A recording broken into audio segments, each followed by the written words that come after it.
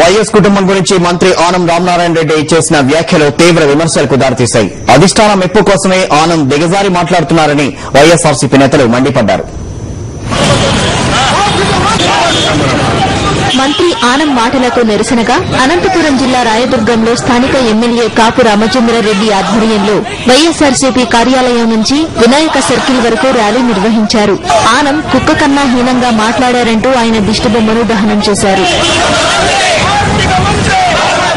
జగన్మోహన్ రెడ్డి గారు ముఖ్యమంత్రి కాకపోతే ఈ రాష్ట్రం అగ్నిగుండం అవుతుంది అని చెప్పి ఛాలెంజ్ చేసేటువంటి వ్యక్తి ఈ రోజు తన పదవి కోసం, తన స్వార్థం కోసం నీచ రాజకీయాలకు పాల్పడి జగన్ అనే మాటలు మాట్లాడుతున్నాడు. అనంతపురం జిల్లా వైఎస్ఆర్సీపీ సమీక్ష సమావేశంలో పాల్గొన్న కడప మాజీ మేయర్ రవీంద్రనాథ్ రెడ్డి ఆనం మాటలపై మండిపడ్డారు. సోనియా గాంధీ గారిని అన్న ప్రసన్నం చేసుకోవాలనుకున్నారో ఈ రకంగా మాట్లాడడం చాలా దారుణం. ఇదంతా కూడా సవాళ్ళపైన పోరాడుతున్నట్టుగా వైఎస్ఆర్ కుటుంబంపై ఆనం చేసిన వ్యాఖ్యలకు నిరసనగా ప్రకాశం జిల్లా దర్శిలో స్థానిక ఎమ్మెల్యే బూచేపల్లి శివప్రసాద్ రెడ్డి ఆధ్వర్యంలో ఆనం దిష్టిబొమ్మకు ఉరివేసి దహనం చేశారు.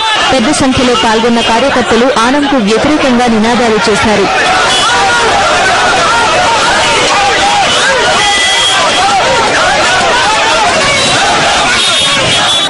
ఆనం మాటలపై స్పందించిన వైఎస్ సోదరుడు వైఎస్ వివేకానందరెడ్డి ఆనం దుర్మార్గంగా మాట్లాడారని అన్నారు.